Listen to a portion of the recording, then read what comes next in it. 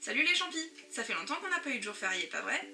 Et bah c'est justement le moment idéal pour aller voir ce qui se passe chez nos amis coréens qui en ont pas mal en ce moment. Quoi?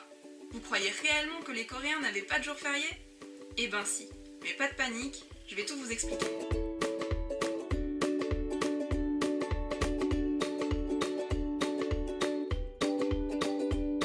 La Corée du Sud a, au cours de son histoire, mis en place une série de jours fériés.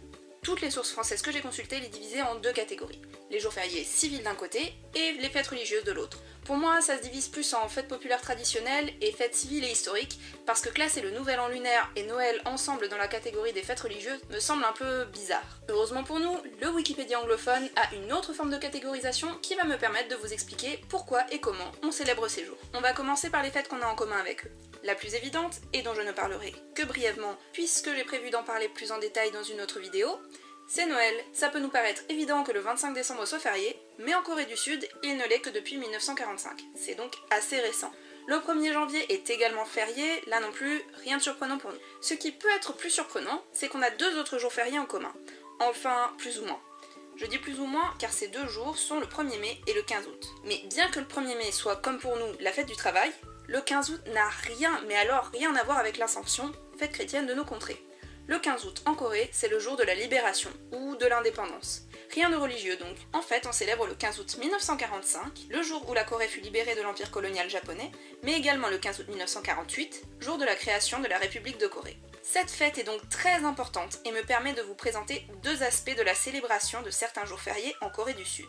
Le premier, c'est le hissage du drapeau. Le second peut nous être un peu moins familier, on appelle ça National Celebration Day en anglais, Jeongguk Chukail en coréen, et en gros ça se traduirait par jour de célébration nationale. Pour le définir grossièrement, c'est des jours joyeux pour la nation.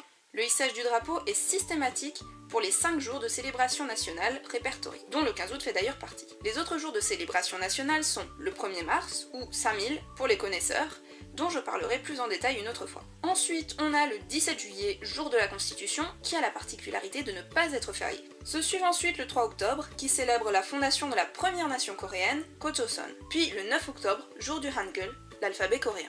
Il y a un autre jour pour lequel les drapeaux sont hissés, mais qu'à moitié, et ce n'est vraiment pas un jour de célébration. C'est le 6 juin et il s'agit du jour de commémoration des Coréens tombés pour leur patrie. On part maintenant sur un autre registre de culturel. Je veux dire par là que ces jours sont célébrés en Corée vraiment pour la culture et un peu moins pour l'histoire. On va commencer par les derniers jours dont les dates sont fixées dans le calendrier grégorien, c'est celui qu'on utilise, soit le 5 et le 6 mai. Le 5 mai, c'est la fête des enfants, fête officialisée tardivement et issue d'un mouvement parent du mouvement du 1er mars. Le but de la célébration de ce jour était à la base d'améliorer le statut social des enfants. Du fait de son affiliation au mouvement du 1er mars, la fête des enfants a été réprimée par le gouvernement colonial japonais quand il était en place et ne fut officialisée qu'en 1961. Cette fête a alors été inscrite dans la Constitution. Initialement, la date choisie était d'ailleurs le 1er mai, mais comme c'est déjà la fête du travail, on l'a reportée au 5. Et donc, le 6 mai, on fête l'anniversaire de Bouddha.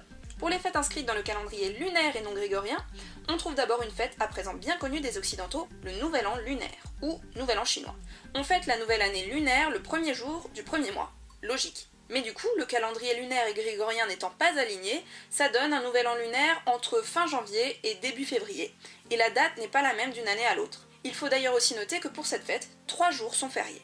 Et c'est pareil pour l'autre fête inscrite dans le calendrier lunaire, Chuseok, ou la fête des récoltes, qui commence le 15e jour du 8e mois du calendrier lunaire, soit aux environs de fin septembre, début octobre. Et voilà, on a fait le tour. J'espère vous avoir appris quelque chose.